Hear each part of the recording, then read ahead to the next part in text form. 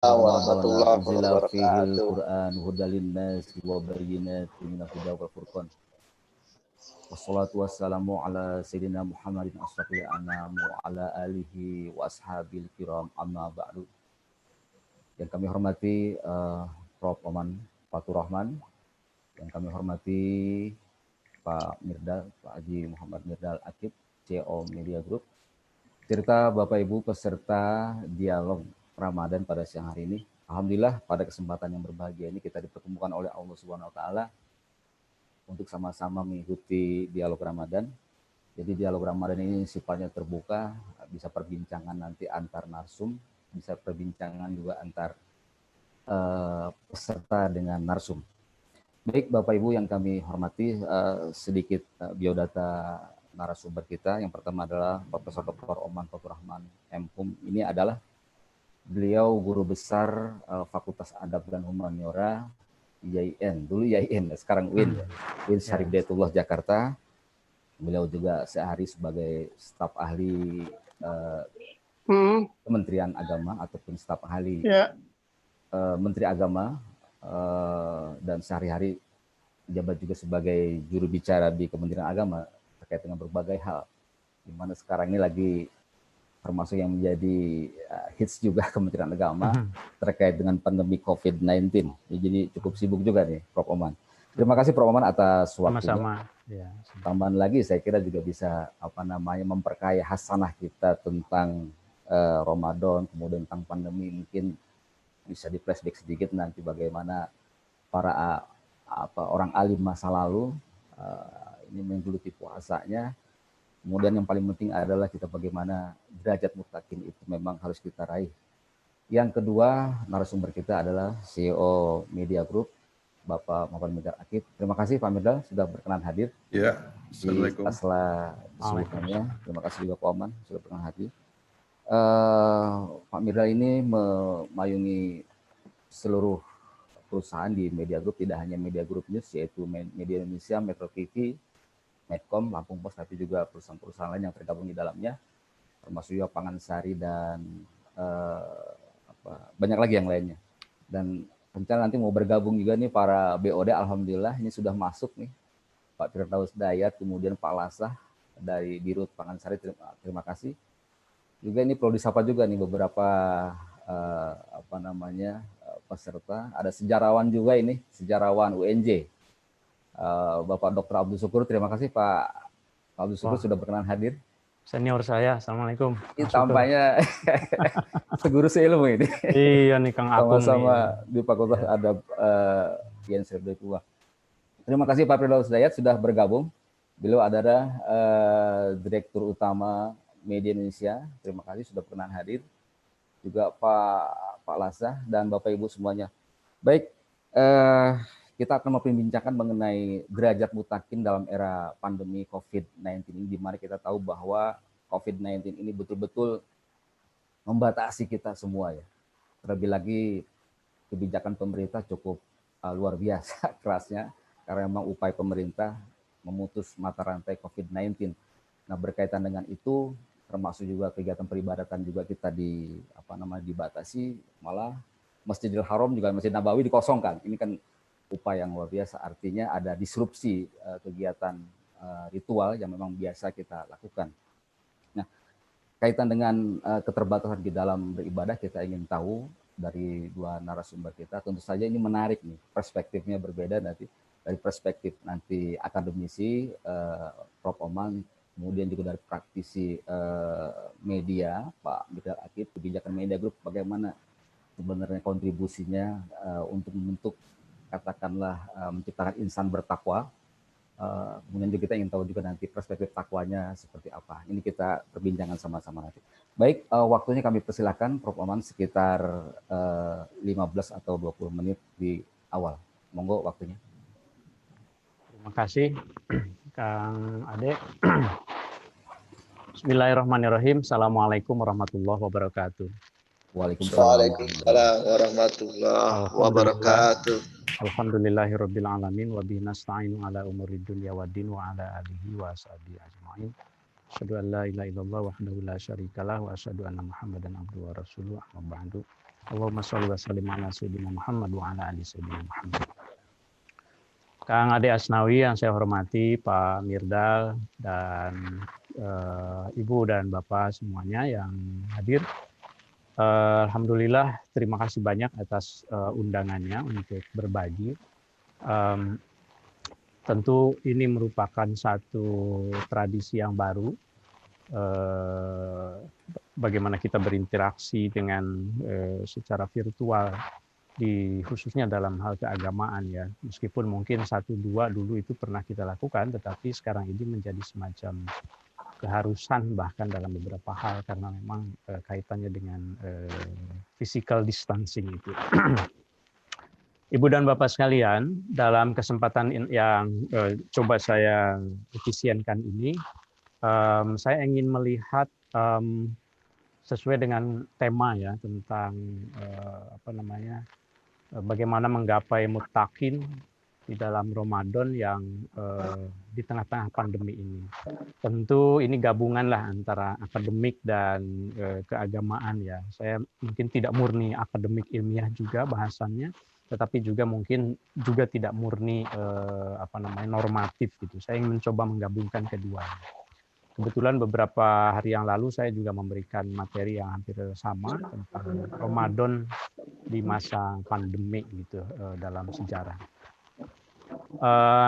Ibu dan Bapak sekalian, saya ingin melandaskan dulu pada satu ayat Al-Quran,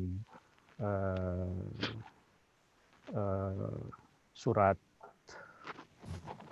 3, ayat 190 yang sama-sama kita sudah kenal ya, yang menjelaskan bahwa saya bacakan a'udzubillahi minasyaitonirrajim.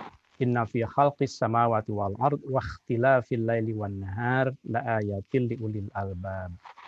Kemudian ayat 191-nya, alladzina yadhkurunallaha qiyaman wa qu'udan wa 'ala junubihim wa yatafakkaruna fi khalqis samawati wal ard rabbana ma khalaqta hadza batilan subhanaka faqina adzabannar. Saya ingin mengutip dari ayat yang terakhir, yang 191-nya itu bahwa Rabbana ma khalaqta hadza batila. Dalam kutipan ayat ini kita dianjurkan untuk berdoa sekaligus meyakini dan mempraktekkan, saya kira bahwa apapun yang diciptakan oleh Allah itu kan sesuatu yang tidak mungkin batil, tidak mungkin sesuatu yang sia-sia. Rabbana ma khalaqta, ya Tuhan kami, tidaklah Engkau ciptakan hadza batila. Tidak Engkau ciptakan semua perputaran di langit dan di bumi itu sesuatu yang batil. Karena ayat sebelumnya itu kan tentang penciptaan langit dan bumi kan, dan berputarnya siang dan malam. Itu sama sekali tidak ada sesuatu yang batil, semuanya itu hak. Itu mengapa dalam doa yang lain kan kita sering mengatakan innaka hak dan seterusnya. Nah, maka dalam konteks pandemi yang sekarang kita alami ini, kalau kita melihat dari perspektif spiritual semacam ini, maka sesungguhnya ini sesuatu yang memang juga tidak batil, bukan sesuatu yang sia-sia gitu. Kalau kita percaya, mayoritas Muslim di Indonesia barangkali menganut teologi Asy'ariyah ya, yang meyakini betul bahwa Tuhan itu memiliki sifat, memiliki nama, kemudian juga memiliki kuasa yang sangat berpengaruh pada perilaku kita manusia, meskipun kita punya kasab, kita punya upaya gitu. Keseimbangan teologi Asy'ariyah itu kan memungkinkan kita untuk meyakini secara keimanan bahwa ini adalah kehendak Tuhan, takdir Allah, tetapi pada saat yang sama kita diberikan kemungkinan untuk kasab, untuk berusaha. Nah, saya melihat pandemi ini tidak sia-sia itu pertama karena saya mungkin orang sejarah juga ya, orang yang menggeluti sumber-sumber primer manuskrip, maka saya melihat kan kita tahu bahwa pandemi itu memang kan sudah berulang kali terjadi. Tentu tidak perlu saya mengulang lah karena ini konteksnya lain. Tetapi sekilas saja bahwa sebelum masa Nabi, pada masa Sayyidina Umar, Khalifah Umar bin Khattab, pada masa Khalifah Amawiyah dan seterusnya, sampai kemudian pada masa abad ke-14 khususnya yang di Timur Tengah dan di Eropa, kemudian masuk ke India yang Bombay, kemudian di Asia Tenggara di Indonesia. Itu seperti siklus yang berulang setiap sekian waktu gitu ya. Nah, maka karena saking banyaknya, kemudian pola-pola yang terkait dengan pandemi ini sebetulnya sudah bisa dibaca. Pola persebarannya melalui apa misalnya dan seterusnya, jenisnya juga gitu ya. Nah, agak lalai saja kita sebetulnya ketika kita menganggap bahwa kita tidak akan terkena gitu. Karena sesungguhnya sejarah menjelaskan bahwa ketika ada jalur transportasi, ketika ada keterhubungan, ada connectivity, ada jalur dagang, ada jalur dulu mungkin hanya jalur darat dan laut, sekarang ditambah jalur udara, maka itu yang namanya pandemi itu, wabah itu niscaya akan nyampe ke negara-negara yang sudah connected itu gitu. Itu semacam siklus, oleh karenanya saya menyebutnya semacam sunatullah dalam beberapa hal itu. Semacam sunatullah yang memberikan pelajaran kepada kita. Saya ingin melihatnya dalam konteks keagamaan itu bahwa kita khususnya sebagai umat muslim sekarang itu diajak untuk melihat sesungguhnya esensi agama itu ada di mana. Sesungguhnya posisi syariat, ritual keagamaan itu bagaimana kita menempatkannya. Kan banyak ritual, banyak syariat itu kan yang sifatnya juga sunnah, termasuk sekarang yang sedang banyak diperbincangkan kan sholat di masjid, kemudian sholat Idul Fitri misalnya, bahkan yang wajib pun sholat Jumat di masjid, itu kemudian secara fikih bisa ada argumennya untuk ditinggalkan. Nah, mengapa? Karena memang sejak masa Nabi pandemi ini sudah terjadi sehingga itu Nabi sudah memberikan tuntunan. Kalau saya boleh ringkas itu,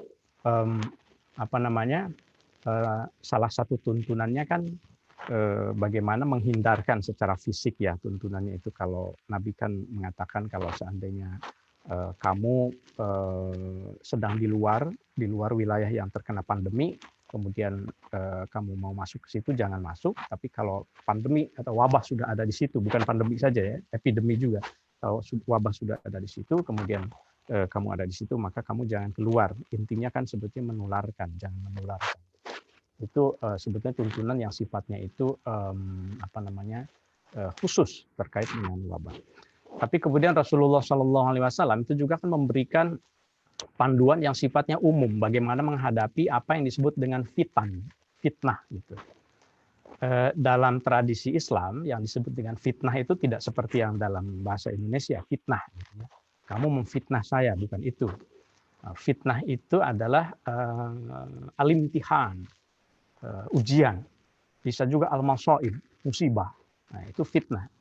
Nah, dalam salah satu hadis yang disampaikan oleh Abu Musa al-Asy'ari misalnya, Abu Musa al-Asy'ari pada suatu ketika itu berdiri di atas mimbar, kemudian ia bercerita bahwa Rasulullah SAW pernah bersabda, Inna baina aydikum, nanti di dekat kalian, kalian akan mengalami fitanan, berbagai fitnah, berbagai ujian, berbagai cobaan, kaqita'il lailil muzlim, seperti gelapnya malam. Pada saat itu ketika fitnah itu terjadi, ujian itu terjadi seperti wabah pandemi sekarang misalnya, yusbihur rajulu fiha mu'minan wa yumsi kafirun wa yumsi mu'minan wa yusbihu kafirun. Ada masanya ketika timbul fitnah, nanti ada perubahan yang amat radikal yang tadi disebut oleh Kang Ade sebagai disruption. Ini dicontohkannya tentu saat itu karena ini umum sifatnya, perubahan di pagi hari orang itu keimanannya itu kuat, di sore hari berubah, bahkan sampai radikal dari mukmin ke kafir, dari kafir ke mukmin gitu. Ada perubahan yang radikal. Jadi at-taghayyurat intinya dalam hadis ini. Lalu pada saat itu Nabi memberi petunjuk kalau kamu menghadapi satu wabah, satu fitnah pada saat itu, al-qa'idu, orang yang duduk diam fiha pada masa itu khairum minal qa'im, akan lebih baik daripada orang yang berdiri. Wal qaimu, orang yang berdiri, khairum minal masyi, akan lebih baik daripada orang yang jalan kaki. Wal masyi, orang yang jalan kaki, fiha, pada masa ada fitnah, khairum minas sa'i, akan lebih baik ketimbang orang yang berlari. Gitu. Jadi ada tingkatan-tingkatan pergerakan dalam hal ini. Kalau semakin diam akan semakin baik, semakin mobile, mobilitasnya semakin tinggi akan semakin buruk, kata Nabi. Ketika terjadi intikhab atau imtihan, fitnah gitu ya. Lalu kan para sahabat bertanya, qalu ya Rasulullah, fama ta'muruna, lalu apa yang engkau perintahkan kepada kami kalau situasi itu kami hadapi? Ya kira gitu. Rasul mengatakan, kunu ahlasa buyutikum. Kamu hendaklah diam di rumah kalian. Nah ini artinya, ini hadis yang sangat sahih ya, disampaikan oleh seorang sahabat yang amat soleh begitu, Abu Musa al-Asy'ari, yang menjelaskan bahwa sesungguhnya agama itu, esensi agama itu bukan pada melaksanakan ritualnya, apakah berdiri, apakah duduk, atau jalan ke masjid atau lari begitu. Maksud saya bergegas misalnya gitu ya dalam konteks Ramadan ini, bukan pada itu, tetapi yang sesungguhnya terjadi musibah semacam ini itu mengajak kita untuk melihat bahwa esensi agama itu sesungguhnya bukan pada ritualnya, karena itu cara saja. Karena cara itu bisa berubah-ubah sesuai dengan hadis Rasul pun, tapi esensi agama yang sesungguhnya adalah pertama tentu saja komunikasi dengan Allah, hablum minallah, caranya bisa macam-macam. Yang kedua adalah hablum minan nas, kemanusiaan.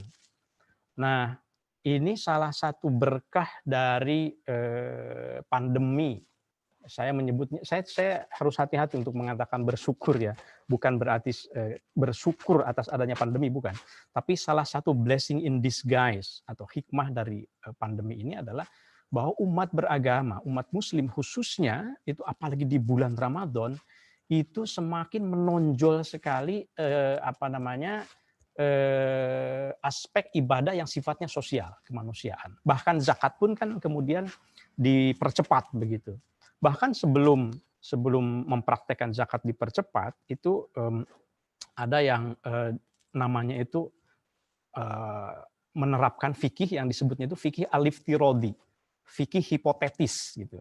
Fikih hipotetis itu sebetulnya kalau diterjemahkan dalam peraturan, semacam peraturan surat edaran Menteri Agama misalnya, ketika menjelaskan nanti pada bulan puasa itu kan masih jauh hari tuh, jangan taraweh, jangan i'tikaf, jangan apa, kalau situasi, nah kalau kan, jadi kalau sebetulnya. Tapi kalau seandainya ini tidak terjadi, artinya situasi sudah aman, maka silahkan abaikan. Ini kan semacam al-fiqh al-iftiradi gitu ya.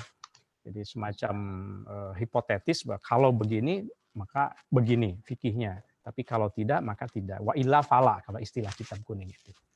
Nah, hadirin sekalian, itu hal yang pertama yang ingin saya sampaikan. Jadi bagaimana pandemi ini mengajak kita untuk khususnya di bulan Ramadan menghayati ketika Ramadan kita tidak bisa berjamaah di masjid itu, sesungguhnya apakah Tuhan itu memang ada di masjid atau sebetulnya bukan di situ gitu. Tetapi pada hal yang substantifnya kita ngobrol dengan Tuhannya gitu, dengan Allah Subhanahu wa taala.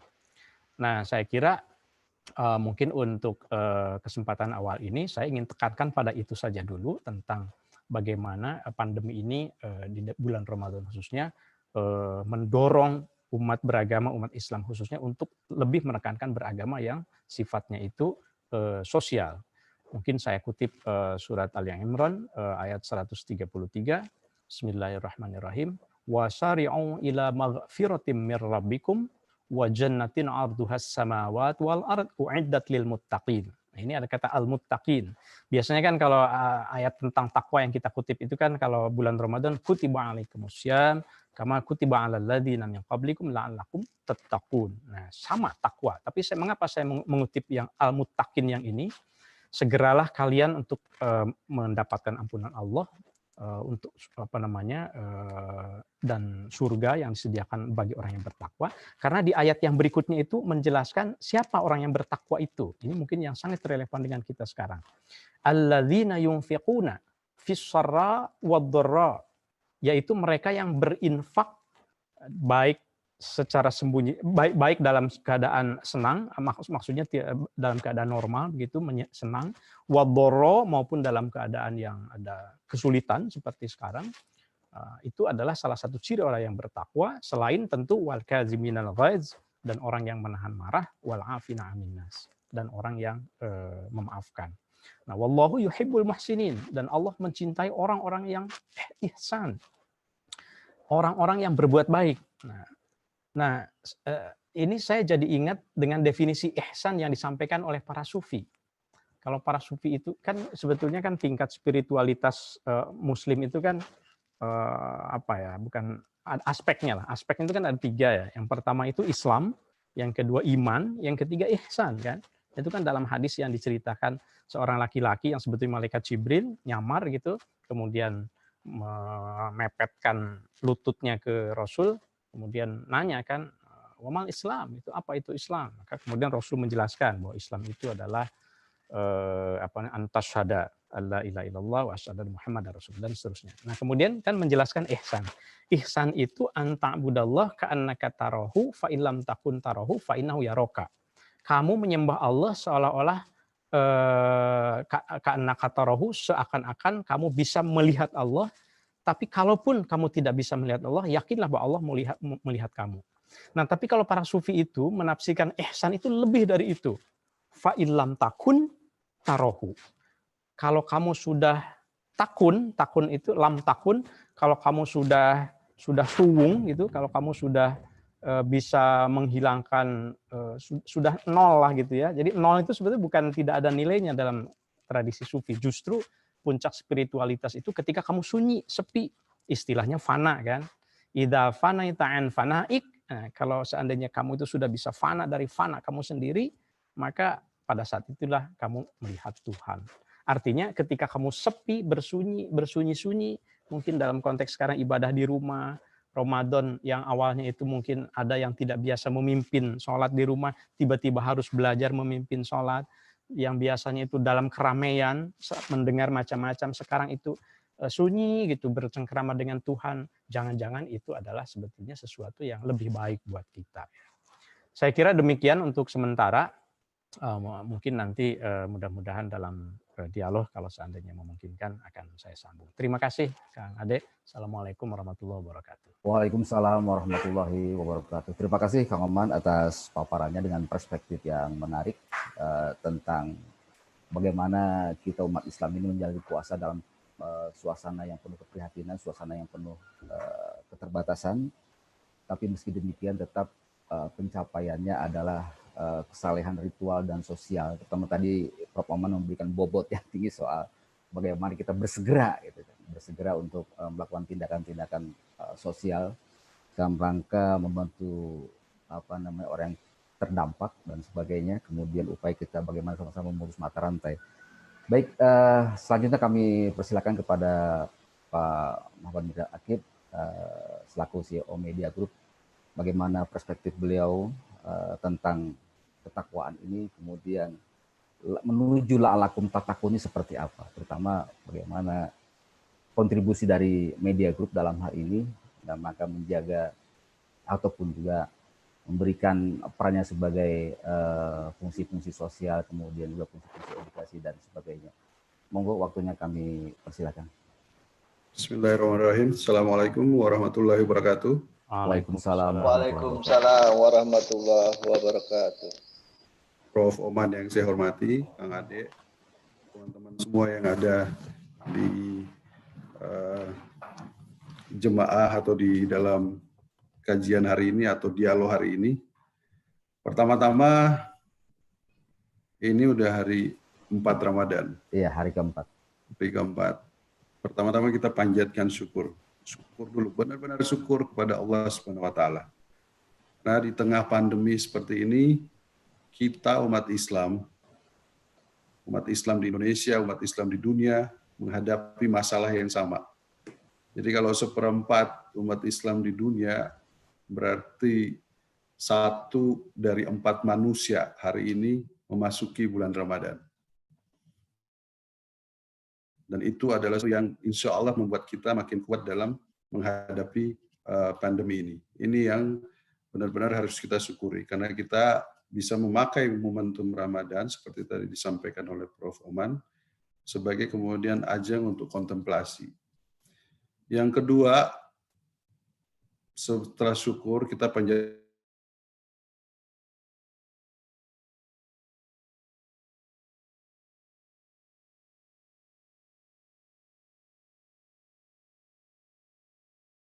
dalam sebagai uswatun hasanah, sebagai contoh, sebagai suri toladan.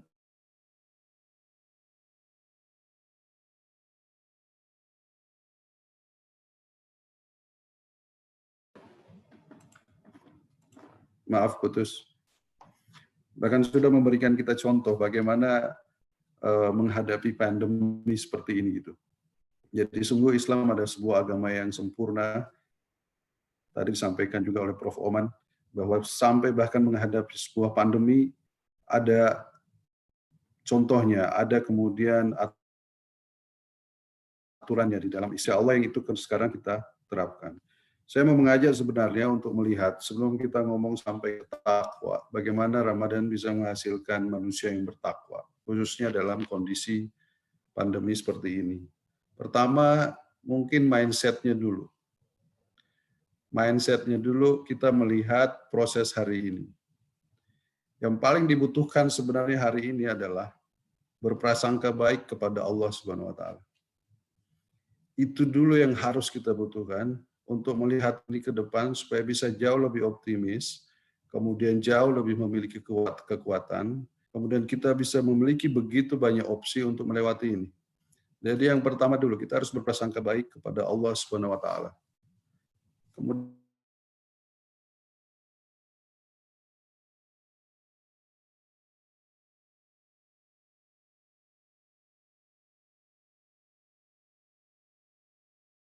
kita yakin bahwa ini betul-betul baik dari Allah Subhanahu wa taala. Kita harus melihat sekarang konteksnya seperti hari ini. Hari ini masjid dalam Ramadan ini ditutup. Tempat-tempat ibadah kita semua kemudian beralih ke rumah. Kemudian kita bisa lihat banyak sekali aktivitas-aktivitas yang tadinya kita tidak biasakan sekarang menjadi kebiasaan baru. 2 bulan, 3 bulan dari sekarang akan muncul yang tadi istilah Prof. Oman adalah perubahan radikal yang dipaksakan. 2 bulan dari ini kita akan menjadi manusia baru. Kita akan mempunyai kebiasaan baru. Bahkan mungkin 3 bulan. Kalau pandeminya sampai Juli, 3 bulan kita memiliki di training oleh sebuah kebiasaan baru. Termasuk bagaimana kemudian mindset kita melihat ibadah. Masjid ditutup. Nah, saatnya sekarang kita merubah pola itu. Normal-normal baru yang hadir nanti bukan cuma dari sisi karakter kita, bukan cuma dari sisi kemudian bagaimana kita bermuamalah, berhubungan dengan manusia lain, tapi bagaimana juga kita kemudian menjalankan usaha, menjalankan profesi kita, sampai bagaimana kita beribadah, menemukan sebuah konsep baru, menemukan sebuah normal baru.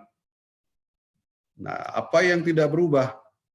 Yang tidak berubah sebenarnya nilai-nilai dari agama itu.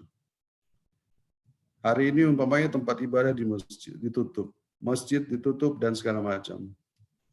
Tapi kemudian sekarang PR-nya adalah bagaimana kita membuat masjid di rumah. Bagaimana kita mendekatkan masjid di hati kita. Bagaimana kemudian tarawih yang biasanya ke sana kemari kita bikin lebih teratur di rumah dengan sanak keluarga. Bagaimana kemudian tilawah yang biasa kita lakukan di masjid, sekarang kita lakukan fokus di rumah. Jadi sebenarnya cuma memindahkan tempatnya, bahkan mungkin jauh lebih dekat secara batiniah dengan konteks yang hari ini. Semuanya berubah, kita dipaksa sekarang dari offline menjadi online. Bahkan untuk seperti hari ini juga, kita biasanya untuk sebuah kajian, bayangkan hari ini kita kajian biasanya di Masjid Tursia Daud Paloh, hari ini kita melakukannya secara online, di tempat kita masing-masing. Kita dipaksa menjadikan ini sebuah apa yang nggak berubah. Nilai-nilai yang diajarkan oleh Rasulullah SAW. Itu yang tidak berubah.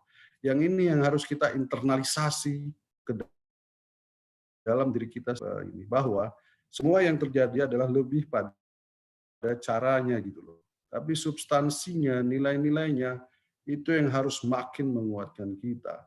Bahkan donasi, hari ini biasanya kita bisa bagi-bagi sembako, kita bisa bayar zakat langsung. Sekarang juga serba online. Kita dipaksa untuk masuk sebuah dunia yang tidak berhadapan satu sama lain. Seakan-akan kita pengen disampaikan bahwa sekarang saatnya kalian mempelajari, mendalami substansi, menjalani rohnya, menjalani hakikatnya. Itikaf yang biasanya kalian kelihatan di masjid, sekarang kalian di dalam kamar, silahkan sendiri gitu. Nah ini yang sekarang pelan-pelan, bukan dari sisi agama, donasi juga online, zakat online, silaturahmi online, ketemu dengan keluarga dan segala macam, semua sekarang online. Jadi kita dipaksa masuk sebuah era normal baru yang nanti mungkin akan terjadi. Kelebihannya apa? Sekarang yang disebut masjid bukan cuma Nursia Daud Paloh, bukan cuma masjid Istiqlal, tapi masjid yang ada sekarang adalah bukan cuma di dalam rumah.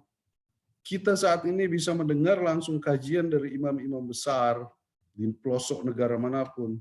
Kita bisa hadir di kajian manapun, kita bisa hadir di seminar manapun tanpa ada kehadiran fisik. Ini normal baru juga yang tercipta. Tapi apa yang kita dapat? Nilai-nilainya yang kita dapat.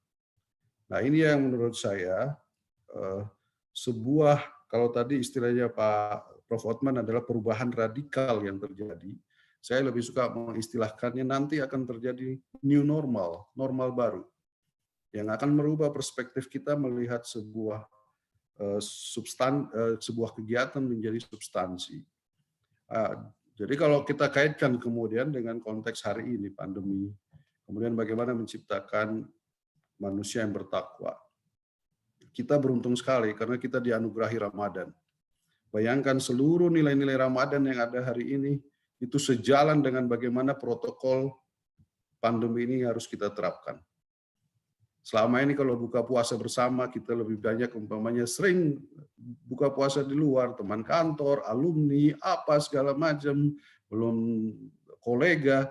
Hari ini kita harus buka puasa dengan anak-anak kita langsung, dengan istri kita, dengan keluarga kita.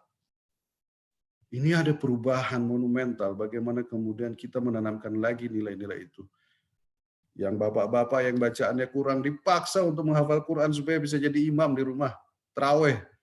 Ada anak yang minta 20 rakaat, bapaknya harus baca Quran. Sekarang ada, kita harus pelajari fikih baru. Sholat sunnah boleh pegang mushaf atau tidak. Akan banyak ilmu baru yang kita pelajari. Akan banyak muazin baru. Akan banyak anak-anak belajar azan, dan seterusnya. Jadi, nah, terkait sama pandemi, jadi beruntung sekali kita sebagai umat Muslim, alhamdulillahirrahmanirrahim, karena kita dikaruniai Ramadan. Ramadan biasanya untuk menjadikan kita bertakwa, tadi Ustadz sudah sampaikan. Selalu ada dua dimensi spiritual, yaitu hablum minallah, dan dimensi manusianya, hablum minannas. Hablum minallah jelas, tadi sudah kita sampaikan, bagaimana kita sekarang memanfaatkan momentum ini untuk beribadah lebih khusyuk, lebih substantif. Iktikaf itu tempatnya memang nilainya besar di masjid. Dalam kondisi ini, iktikaf itu di ruangan masing-masing. Sekarang terlihat, apakah kita masih jauh lebih khusyuk kalau di dalam masjid sama di rumah? Apakah kita lebih mengutamakan kulit, cara, atau kemudian ini? Ini akan diuji dalam Ramadan ini. Yang kedua, hablum minannasnya. Hari ini, Masya Allah, kita masuk pandemi. Kemudian ada Ramadan. Allah itu seakan-akan berkata sama kita, ini saya antarkan kamu nih, surga yang luasnya seperti langit dan bumi, kamu silahkan masuk. Apa itu? Teman-teman kita kehilangan pekerjaan. Tetangga kita tidak bisa makan karena ojek online. Di sekitar kita banyak yang kemudian membutuhkan sembako. Itu diantarkan kemudian ke kita gitu loh. Masuk pas dengan kondisi Ramadan ini. Sudahkah itu kemudian kita maksimalkan sebagai sebuah ibadah yang sangat penting di dalam bulan Ramadan ini? Tadi oleh himbauan Menteri Agama bahkan zakat didahulukan. Sekarang berguna sekali harta yang sudah kita simpan untuk kemudian membawa kita masuk ke dalam surga yang dijanjikan, bahkan untuk mencapai derajat takwa itu tadi gitu. Hari ini terbuka lebar. Jadi kita udah dengar berbagai macam prediksi. Kemungkinan ke depan ada angka 1,3 juta, ada 2,3 juta calon PHK, belum yang dirumahkan, belum kemudian yang daily worker yang hilang pekerjaannya, belum ojek online. Terbuka lebar, saudara-saudaraku. Jadi hari ini juga tadi kami dari Media Group baru membagikan bingkisan sekitar 4.000 bingkisan kepada saudara-saudara kita karyawan di seluruh Media Group. Saya kemudian dapat banyak pertanyaan, dalam kondisi kayak gini, kenapa justru di saat perusahaan lain mulai saving, kemudian di saat perusahaan lain kemudian mulai melakukan efisiensi ketat, kita justru kemudian membagikan bingkisan. Ini lagi-lagi masalah mindset. Kami lebih butuh kepada karyawan-karyawan itu. Apalagi dalam kondisi yang sekarang, itu jauh lebih butuh lagi sebenarnya. Doa-doa mereka yang sekarang ini lagi susah, kalau kita kemudian meyakini betul bahwa ini kemudian jalan untuk kita mendekatkan diri kepada Allah, itu justru jauh lebih kita butuhkan. Nah, itu mungkin Baik, Pak Mirdal. Ya, awal untuk sudah bisa kita tangkap. Ya. Baik, terima kasih Pak Mirdal atas penjelasannya. Menarik sekali. Beliau seorang praktisi bisnis, tapi lebih ke sufi-sufian juga nih perspektifnya ini. Jadi bahwa ibadah itu sekarang lebih pada intimasi, keintiman dengan Allah ya, tidak pada keriuhan ritual. Tadi menarik juga disampaikan bahwa akan muncul norma baru. Ini kita mau tahu dari perspektif Prof. Oman ini norma baru. Pernah ada nggak semacam jurisprudensi ketika terjadi wabah, tadi di awal Prof. Oman mengatakan zaman dulu pernah terjadi wabah juga, sama keterbatasannya, kemudian muncul norma baru. Boleh disampaikan Prof. Oman bagaimana norma baru itu, yang seperti apa nanti akan melihat? Apakah pola keberagaman kita ini nantinya, kita bisa belajar dari sekarang ini, tidak bertitik tekan pada keriuhan, atau lebih pada esensi beragama? Monggo, Prof. Oman.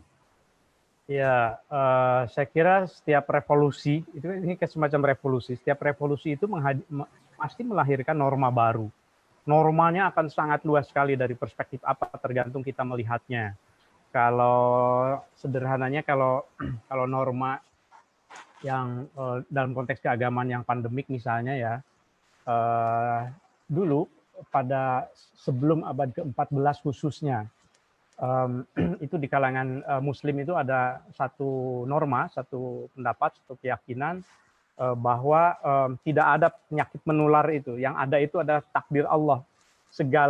Segalanya itu, ini sebelum ada penyakit menular ya, termasuk sebetulnya masa Sayyidina Umar juga. Tetapi kan itu baru awal. Jadi Muslim itu banyak meyakini bahwa segala sesuatu itu adalah Allah yang kasih. Tidak ada istilah penyakit menular, itu tidak ada. Kalau menular artinya kan orang ini menularkan ke orang lain. Itu secara teologis. Tapi kemudian ketika abad ke-14 itu terulang lagi the Black Death yang luar biasa, menewaskan lebih dari sekitar 60% penduduk Eropa.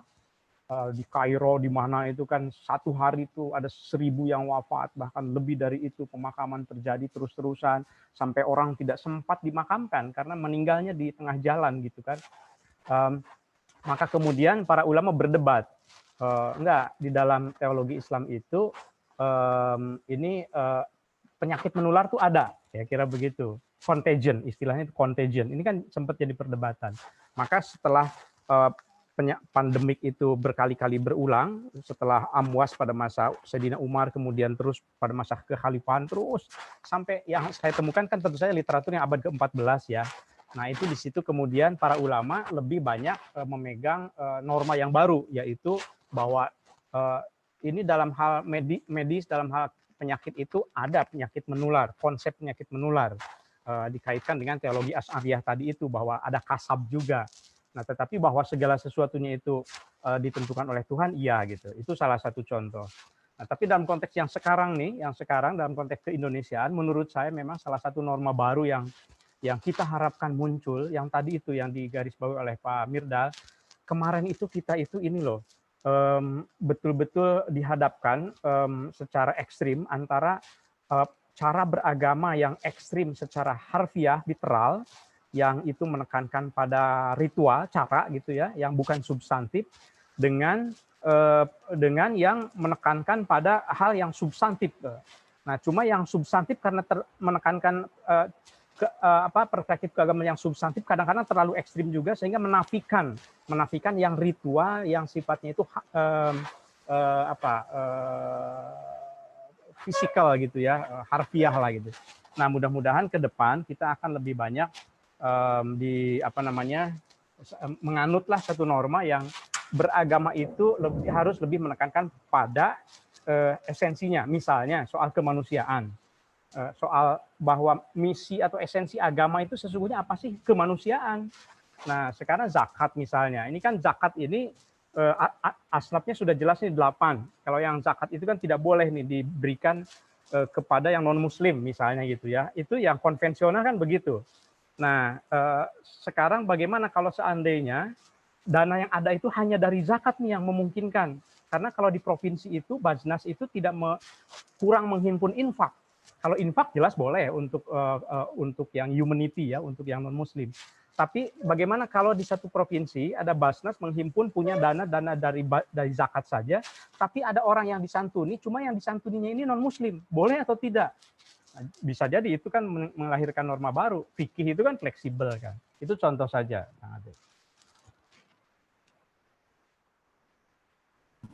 Menarik apa yang disampaikan oleh dua narasumber kita, Prof. Oman dan Pak Mirdal Akif. Kami akan mengundang para hadirin dan hadirat. Ini terus bertambah, alhamdulillah. Sekarang posisinya 32, belum lagi di YouTube. Bagi yang bertanya bisa langsung di forum virtual Zoom ini atau bisa lewat YouTube. Kami ingin menyapa juga di sini ada ada pengusaha kopi juga nih, Ibu Ade. Kemarin ikut festival kopi di Media Indonesia. Terima kasih sudah bergabung. Kemudian juga ada pengampu Majelis Taklim Ar-Rafi'iyah Cibubur. Terima kasih ini Kang Ahmad sudah bergabung dan Bapak Ibu. Kemudian juga ada Pak Arif, Director Finance Metro TV. Terima kasih Pak Arif sudah bergabung dan Bapak Ibu yang lain. Baik, bagi yang ingin bertanya ataupun memberikan pandangannya kami persilahkan dengan memencet tombol di bawah simbol tangan. Mohon ada pertanyaan atau tanggapan singkat saja waktunya. Silakan. Kami mulai dari Pak Abdul Syukur, mungkin bisa memberikan pandangannya tentang apa yang telah bergulir dalam dialog kita pada siang hari ini. Silakan Pak Abdul Syukur, Dr. Abdul Syukur dari Universitas Negeri Jakarta.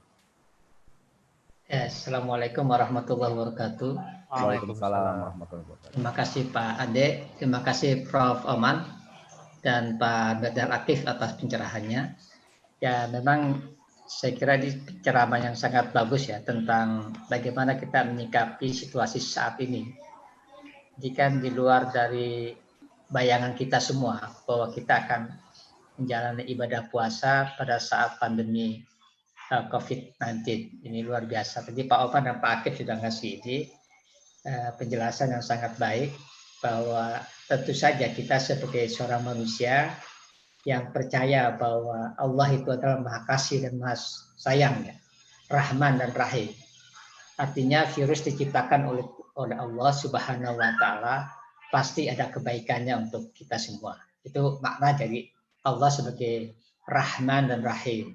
Allah tidak ingin mencelakakan makhluknya. Tadi Pak Oman sudah memberikan literasi yang sangat luar biasa, baru mengingatkan kita bahwa ini bukan hal yang pertama ya Pak Oman ya.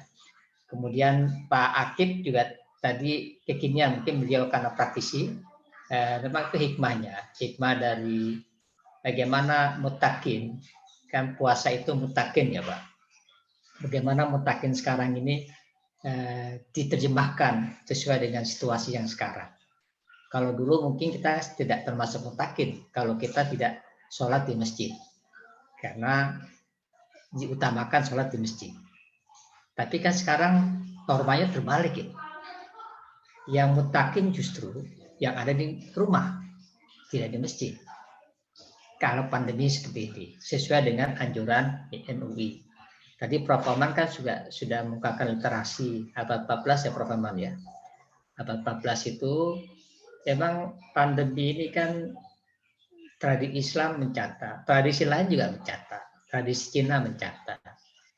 Bahkan jauh sebelum Islam berdiri kuat, itu penyakit-penyakit seperti itu sudah ada literasinya di manuskrip Cina terutama itu memberitakan. Makanya Cina menjadi sangat ahli dalam hal pengobatan yang menggunakan tanam-tanaman karena memang pengalaman mereka. Nah, Prof. Oman tadi mengamati tentang pengalaman di wilayah-wilayah Islam pada abad 14 memang terjadi pergantian norma-norma. Saya sepakat dengan Pak Oman, Prof. Oman bahwa fikih itu menyesuaikan ya Pak Oman ya, menyesuaikan dengan keadaan, tetapi tidak terlalu salah dengan panduan yang utama. Saya kira ini bagus dari Pak Mirdal. Saya luar biasa Pak Mirdal. Selamat untuk memperhatikan pegawai. Ini sangat terpukul memang pegawai. Walaupun kita perlu membicarakan bagaimana kalau orang yang di rumahnya cuma sendiri atau rumahnya terlalu kecil untuk dia bisa berjamaah. Nah ini bagaimana menjelaskan untuk keadaan-keadaan mereka seperti ini. Mungkin Prof. Oman atau Pak Mirdal bisa menjelaskan. Terima kasih Kang Ade. Pak Abdul Syukur atas tanggapan. Juga ada pertanyaan mengenai keterbatasan di rumah dalam hal beribadah ini menarik. Apakah memang ada diskresi khusus atau seperti apa? Monggo waktunya Prof. Oman dan Pak Mirdal. Prof. Oman dulu. Oh iya. Sebetulnya kalau kita lihat literatur ya, dalam literatur Islam, bukan diskresi sesungguhnya. Memang sudah ada. Kalau diskresi itu kan sesuatu yang, atau ya terserah lah mau dibilang diskresi mungkin karena spesial gitu ya. Tapi sesungguhnya Rasul itu sudah memberikan panduan begitu ya, yang sangat jelas gitu bagaimana kita menghadapi ini. Misalnya selain dari hadis tadi yang saya bacakan, itu ada ketika Rasul itu ditanya, ya Rasulullah, man najah gitu. Yang disebut menyelamatkan diri dari fitnah, dari wabah, dari pandemik. Pokoknya di situ konteksnya kan fitan ya, al-fitan. Nasihat engkau kepada kami, kalau kami menghadapi itu supaya selamat, itu apa ya Rasul? Maka kemudian kan Rasul menjawab 3 hal. Pertama, amlik alaika lisanak. Jaga lisan kamu. Jaga lidah kamu. Jaga jangan sampai mengeluarkan statement atau ucapan yang buruk, yang bahkan memperburuk, itu memperkeruh gitu. Itu yang pertama. Yang kedua, wal yasa'ka baituka. Coba diluaskan, dilapangkan rumah kamu.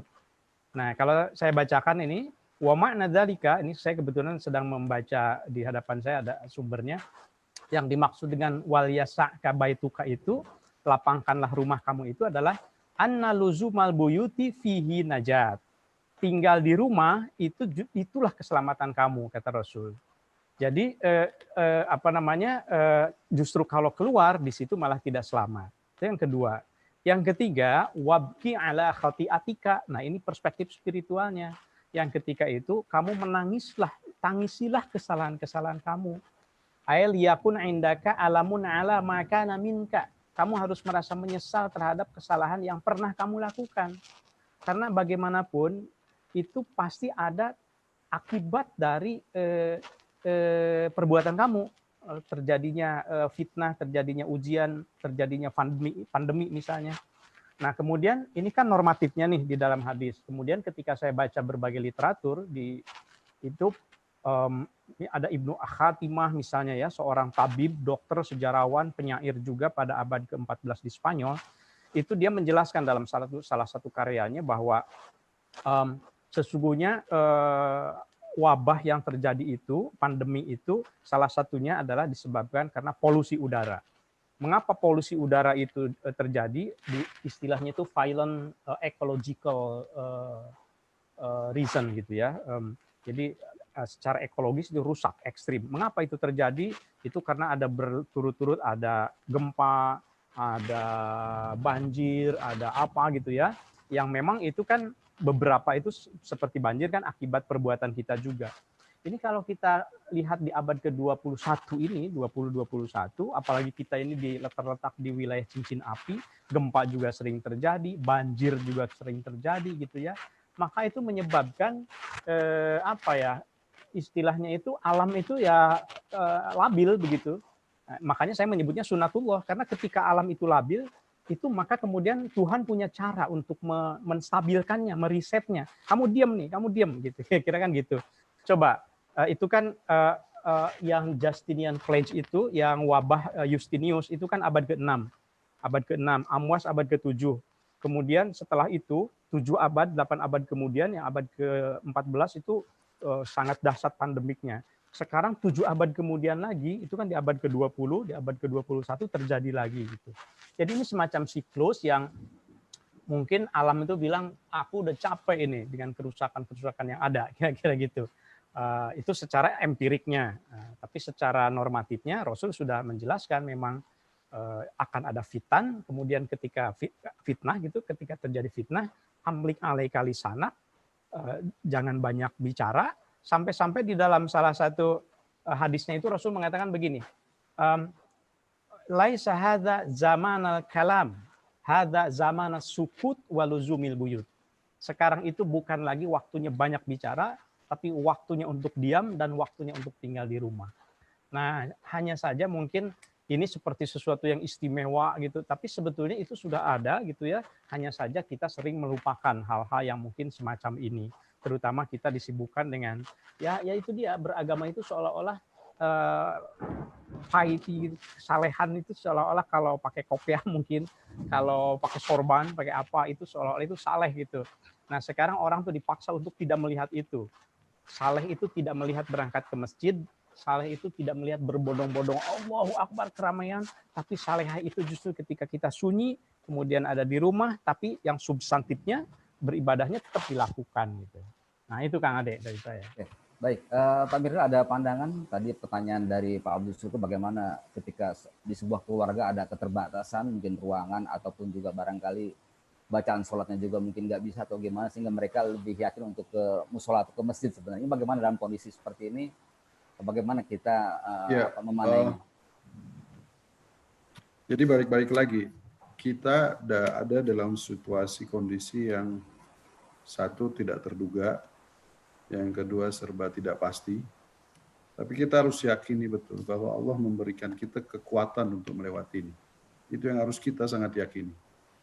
Dari situ kemudian mendorong kita untuk mempelajari banyak hal, menghadapi masalah-masalah yang kemudian kita hadapi. Umpamanya terkait sama fikih ibadah dan seterusnya. Selama ini kita beribadah cuma ikut, tidak mempelajari gitu, tidak melihat secara detail. Sekarang pasti kita akan melihat, oh kalau dalam kondisi kayak gini di rumah, kalau kondisi rumah saya tidak sanggup untuk ibadah, berjemaah seperti apa gitu. Kan ada juga dalam riwayat, kalau saya tidak salah, ibadahnya bisa digilir. Jadi sekarang 3 orang dulu, kemudian sudah itu lanjut. Bahkan terawih juga ada yang seperti itu dalam kondisi masjid tidak cukup. Dan lain-lainnya. Tapi kita harus mempunyai sebuah kebiasaan baru mestinya, yaitu mempelajari semua hal-hal yang kemudian selalu kita lakukan. Yang saya maksud normal baru itu nanti bukan cuma sekedar adanya kebiasaan baru, tapi kemudian cara kita dalam melihat sebuah masalah. Sekarang kita harus belajar.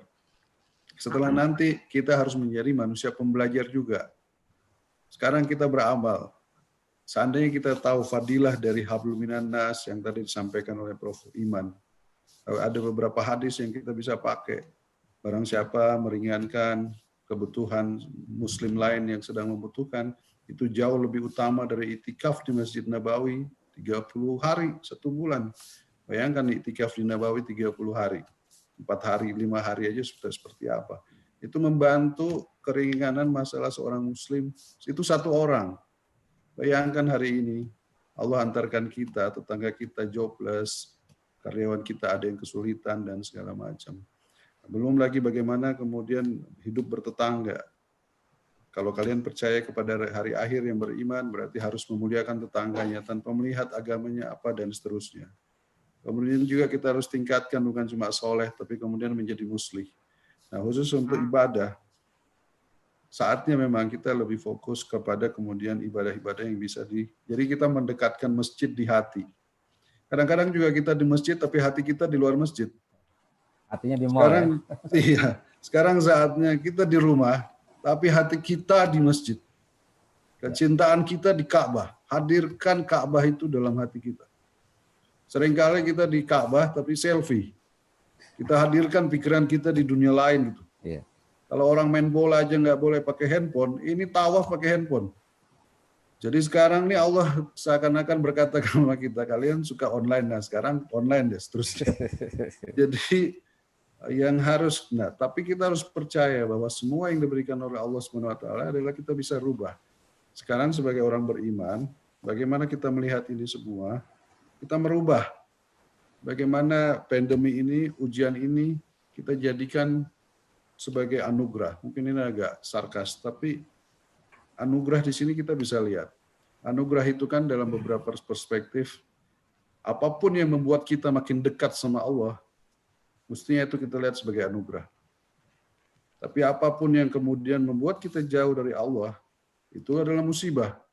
Kalau kemudian kita melihat pandemi ini sebagai jalan kita makin mendekatkan diri kepada Allah, bagaimana berbagi, bagaimana kemudian melihat saudara-saudara kita yang lain butuh bantuan dan seterusnya. Jangan-jangan ini anugerah buat kita. Tapi kalau pandemi ini membuat kita makin ahli drama Korea, makin ahli kemudian dan lain-lain, makin ahli sinetron, makin ahli, jangan-jangan ini memang bukan cuma ujian, ini jangan-jangan azab buat kita. Gitu. Jadi perspektif itu juga penting untuk kemudian kita rubah. Jadi khusus mengenai ibadah di rumah memang nggak mudah. Kita ngomong work from home sebulan, 2 bulan. Kalau rumahnya ada kolam renang, ada treadmill dan segala macam, enak ngomong. Kalau rumahnya petak, anak 3, work from home, itu nggak mudah. Nah, sekarang dituntut kepekaan kita untuk melihat itu semua gitu. Bagaimana caranya kita turut serta sesuai dengan bidang kita masing-masing. Termasuk tadi menarik, mungkin ada kajian fikih ibadah di rumah. Dan saya rasa semua ada jalannya. Dalam Islam seperti tadi Prof. Oman sampaikan, fleksibilitas dalam fikih itu ditentukan sesuai dengan kondisi yang dihadapi. Mungkin gitu, Kang. Ya, baik. Kita masih punya waktu sekitar 5 menit lagi. Kami persilakan. Di sini ada jurnalis juga dari Metro TV Media Indonesia, Medcom. Ada Mas Sobi Adnan dan teman-teman semua. Silakan, ada yang mau bertanya?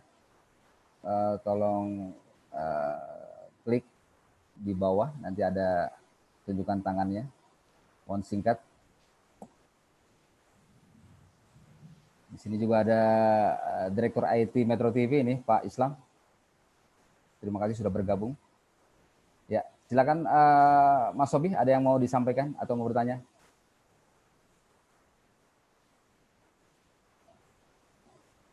Ada? Oke, baik. Kalau belum, saya ingin ada satu pertanyaan, dan ini saya kira juga sangat aktual ya. Ada sejumlah kalangan, di kalangan umat Islam ini kan memaksakan kehendak. Seperti misalnya di Sulawesi kemarin itu ada masyarakat memaksakan untuk sholat tarawih gitu kan. Tapi kemudian juga ada paham yang berlandaskan bahwa innallaha ala kulli syai'in qadir. Jadi Allah kuasa atas segala sesuatu. Jadi kalau misalnya kita berdoa secara total, secara tulus dan tidak berubah seperti biasa, maka Allah termasuk juga kita bisa mengatasi virus dengan bagaimana kita hablum minallah gitu kan di dalam ritual di masjid misalnya. Ini bagaimana adanya pandangan seperti ini, Prof. Oman? Ya, kalau saya melihatnya, jadi edukasi yang harus terus disampaikan ya. Sebetulnya materi itu sudah banyak tersedia. Misalnya materi soal tidak perlu menghadapkan menghadap-hadapkan antara ketakutan ke Tuhan, ke Allah dengan ketakutan ke makhluknya. Itu kan beda kan. Nah, materi semacam ini mungkin harus terus disampaikan gitu ya. Sehingga tidak ada ungkapan, tidak boleh ada ungkapan aku lebih takut pada Tuhan, aku tidak takut pada corona. Loh, corona itu makhluk. Corona ini kan makhluk yang diciptakan oleh Allah juga. Kita harus yakin bahwa semua yang dicipta itu memang itu adalah ciptaan Allah gitu ya. Nah, yang tadi itu subhanaka ma khalaqta hadza batila itu. Nah, ya apa namanya? Sekarang sebetulnya narasi tentang kontra narasi tentang itu sudah mulai disampaikan. Tapi harus terus disampaikan. Misalnya ya bedakan antara takut kepada Allah dengan takut pada harimau. Sederhananya kan begitu ya. Kalau takut sama Allah itu mendekat, kalau takut sama harimau ya kamu lari gitu kan. Ini kan dan sebetulnya kalau kita melihat lagi apa namanya hadis nabinya sendiri ketika Sayyidina Umar itu mau masuk ke Syam apa namanya kemudian ada wabah, maaf saya tiba-tiba lupa. Kemudian ada wabah, kemudian kan kata Abdurrahman bin Auf, Rasul pernah mengatakan kalau ada wabah di satu tempat kamu jangan datang, dan kalau sudah ada wabah kamu di situ kamu jangan pergi. Nah, hal-hal semacam ini kan baru mengemuka sekarang. Jadi kewajiban kita saya kira terus mengedukasi, menyampaikan ke masyarakat memang harus dengan bahasa yang ringan. Nah, kuncinya sebetulnya ada di para ustadz kalau menurut saya, bukan di masyarakat itu sendiri. Kalau masyarakat itu ikut deh. Ini kan biasanya yang memprovokasi itu kan yang menyampaikan itu ya takmirnya, ustadznya. Selama ustadznya apa namanya menyampaikan hal yang produktif, menyampaikan yang sesuai dengan apa yang diharapkan gitu oleh tenaga medis, oleh protokol kesehatan, saya kira umat akan ikut gitu. Ini edukasi yang harus terus disampaikan, Kang Ade. Oke, baik. Baik, Bapak Ibu, kita sudah di penghujung acara terakhir. Saya mau minta urun rembuknya Pak Firdaus Dayat, Direktur Utama Media Indonesia, dan Pak Lasah, Dirut Pangansari. Monggo, Pak Firdaus ada yang mau disampaikan untuk curah pandangan di sini. Silakan Pak Fir. Assalamualaikum warahmatullahi wabarakatuh. Waalaikumsalam warahmatullahi wabarakatuh. Singkat aja Pak ya. Ya, terima kasih Pak Ade, Pak Mirdal, sama Pak Oman. Yang saya merasakan sekarang ini memang banyak sekali hal-hal yang beredar di masyarakat kita itu. Adanya hal-hal yang pada penyampaiannya selalu mengkait-kaitkan yang apa namanya ya. Seperti yang tadi dibilang itu, saya tidak takut corona, lebih takut kepada Allah. Nah, itu yang banyak sekali yang beredar di masyarakat kita ini. Mungkin kalau menurut saya sih itu yang harus lebih kita tekankan ke masyarakat, bahwa dengan kondisi seperti ini benar-benar kita harus memahami secara mendalam, baik secara ilmu kesehatan maupun secara agama. Jadi mungkin dengan apa namanya, bagaimana cara menyampaikannya, mungkin itu yang harus, mungkin nggak tugas Ustadz, mungkin tugas bagi kita semua juga untuk berkewajiban untuk memberikan hal-hal yang positif terhadap masyarakat. Mungkin cuma itu aja, Mas Ade. Terima kasih. Terima kasih Pak Firdaus atas pandangannya dengan situasi aktual belakangan ini. Pak Lasah, kami mengundang untuk menyampaikan pandangan atau mungkin juga bertanya, silakan singkat saja. Monggo Pak. Terima kasih. Assalamualaikum warahmatullahi wabarakatuh. Waalaikumsalam warahmatullahi wabarakatuh. Alhamdulillah wa syukurlah. Terima kasih Pak Adel, terima kasih Profesor Dr. Haji Oman, terima kasih CEO kami Pak Mirdal Akib ya. Dan terus kami merasakan satu pencahayaan ya, pencerahan yang sangat bagus dalam jamaah online ini. Pak Ustadz ya, dan pencerahan ini memberikan satu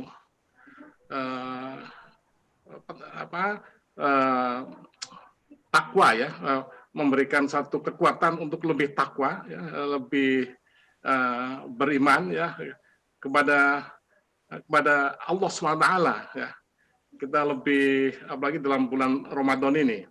Jadi setelah kami dengar bahwa kejadian sekarang ini sunatullah walaupun dikatakan sebagai bencana nasional kesehatan ya, tapi ini suatu hal yang memberikan banyak manfaat, kebaikan, blessing in disguise.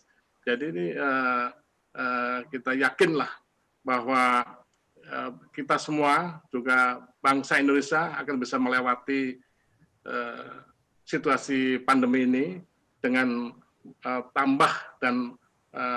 bertambah dan meningkatnya iman kita semua. Begitu.